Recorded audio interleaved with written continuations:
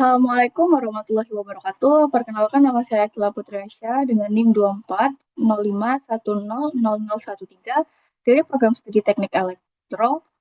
Eh, di sini saya akan mempresentasikan rangkaian dan menganalisis rangkaian dari simulasi menggunakan software Proteus. Yang akan dianalisis yaitu ada high pass filter atau HPF, low pass filter atau LPF, band pass filter atau BPF, dan rangkaian komparator.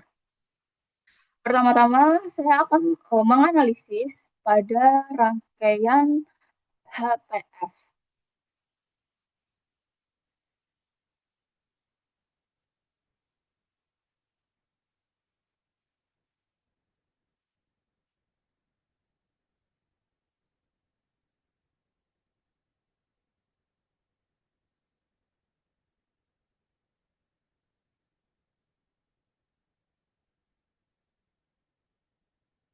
Oke, eh, di sini rangkaian high pass filter pada simulasi ini terdiri dari komparator sebesar 1 mikroF yang terhubung secara seri dengan resistor sebesar 0,01K atau sekitar 10 ampere. Prinsip kerja rangkaian ini didasarkan pada karakteristik reaktan kapasitif yang dibanding terbalik dengan frekuensi dengan rumus atau bisa dikatakan dengan rumus XC sama dengan 1/2 PFC. Pada frekuensi rendah, reaktan kapasitor bernilai sangat tinggi, yang sangat besar, sehingga kapasitor berfungsi hampir sebagai rangkaian terbuka. Mengakibatkan hampir seluruh tegangan pada kapasitor dan sinyal keluaran yang diambil pada R1 menjadi sangat kecil. Sebaliknya, pada frekuensi tinggi, reaktansi kapasitor mendekati 0, sehingga frekuensi keluaran tegangan masuk secara penuh. Frekuensi cut-off teoritis rangkaian ini dapat dihitung sebagai Fc sama dengan 1/2 PRC yang bisa dimasukkan dari angka yang saya masukkan ini dengan rumus tadi jadinya 1/2 Pi kali 10 dikali 10 pangkat min 6 yang menjadi hasil 15.915 Hz. 15.000 sekitar segini ya. Bagian. Hasil grafik respon frekuensi pada simulasi memperlihatkan bahwa gain dalam satuan dB meningkat secara konsisten seiring bertambahnya frekuensi. Dimulai dari nilai sangat rendah, yaitu sekitar minus 65 dB hingga minus 70-an. Tapi ini sekitar minus 60 sampai minus 65 dB pada rentang frekuensi 10 Hz. Kemudian naik secara perlahan sampai mendekati 0 dB.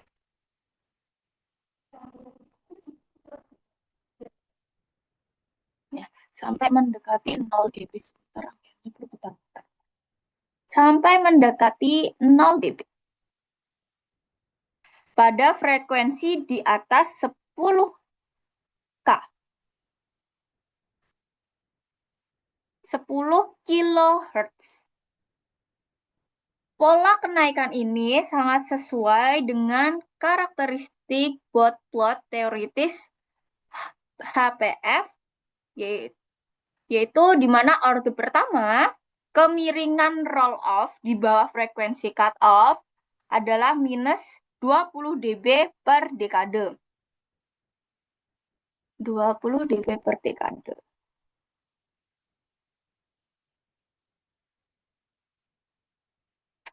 Kurva fase yang ditampilkan pada layar atau ini pada layar osiloskop juga menunjukkan pergeseran fase positif atau leading pada frekuensi rendah yang secara bertahap menuju 0 derajat pada frekuensi tinggi.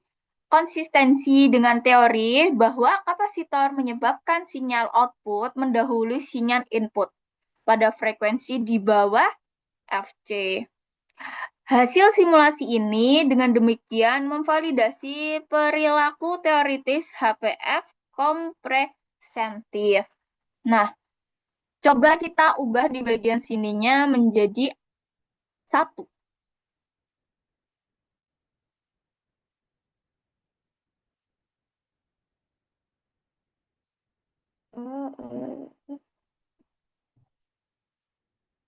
Oh, tidak ada perubahan.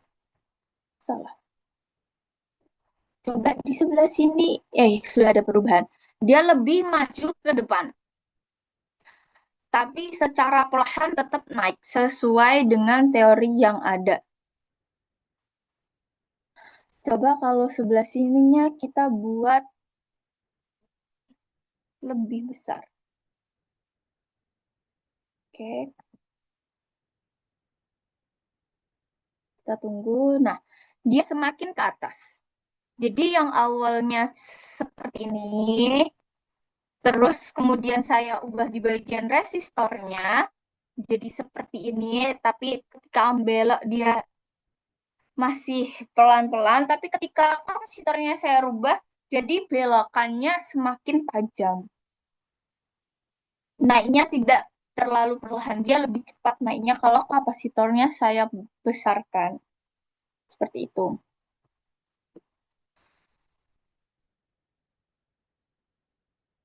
Oke, lanjut ke bagian kedua, yaitu pada rangkaian low pass filter.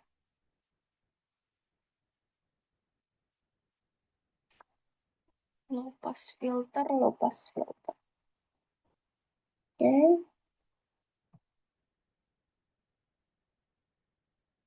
Bentar, oke.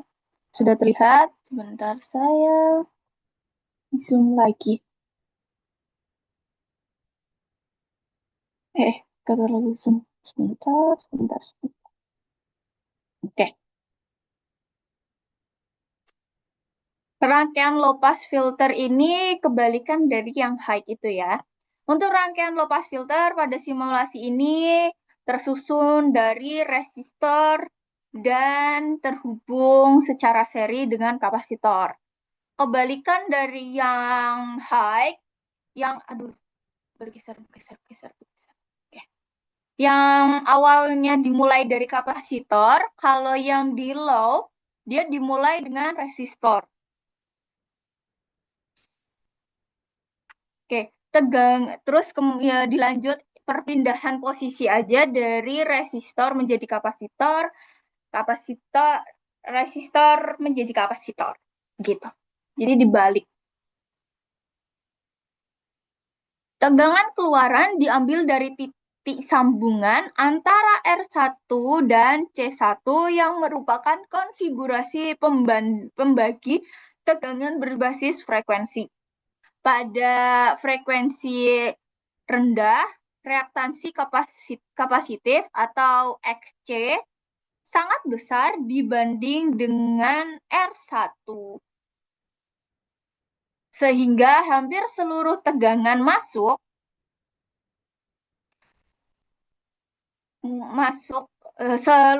hampir seluruh tegangan masukan muncul pada kapasitor sebagai tegangan keluaran. Kondisi ini menjadikan sinyal frekuensi rendah dapat melewati rangkaian dengan atenuasi yang sangat minim. Frekuensi cut-off teoritis pada rangkaian ini adalah Fc sama dengan 1/2 pi R.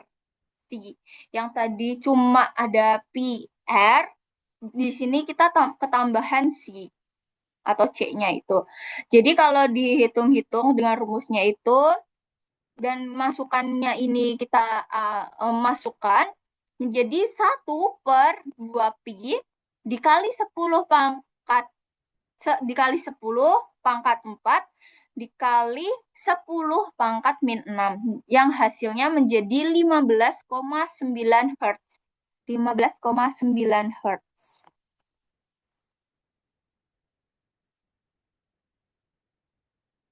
Pada frekuensi tersebut, reaktansi kapasitor pada frekuensi tadi ya 15,9 Hz, reaksi kapasitor mulai berkurang secara signifikan. Ini dari yang ini terus turun terus.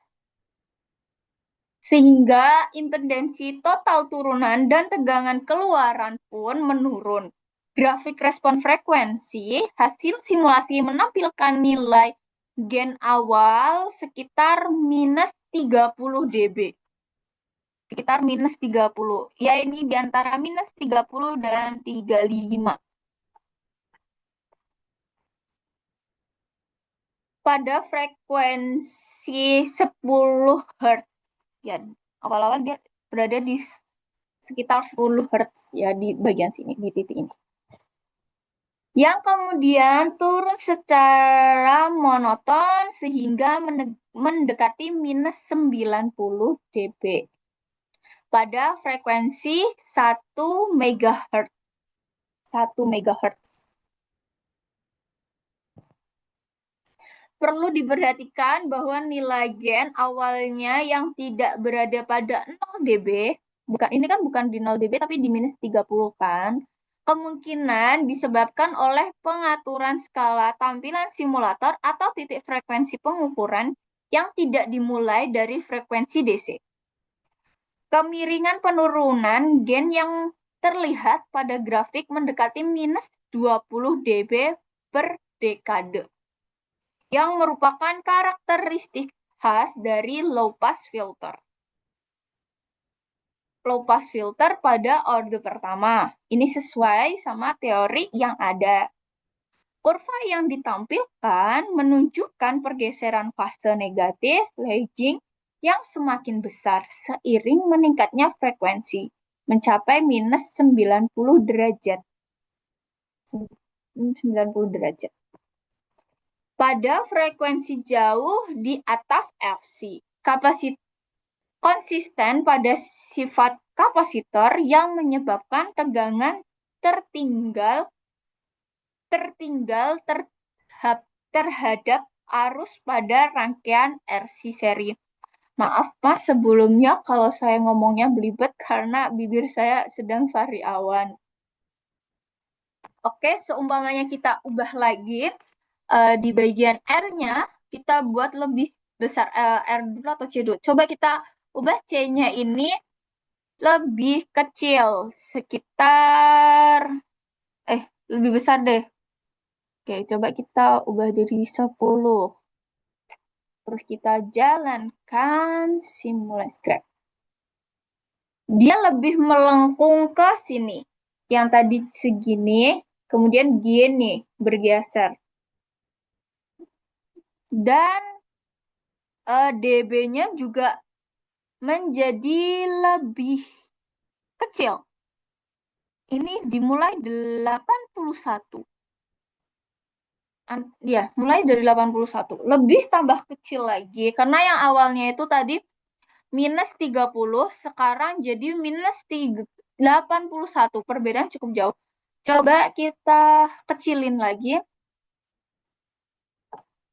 Kalau saya mau 0,1. Oh, terlalu kecil. Oke. Tetap 1 aja deh. Tetap 1, tapi yang sebelah situ saya besarkan. Duh, bukan ini.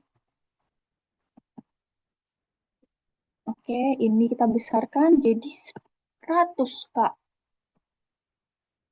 Coba kita lihat tadi dari awal titiknya di sini ya. Sekarang titiknya ke mana?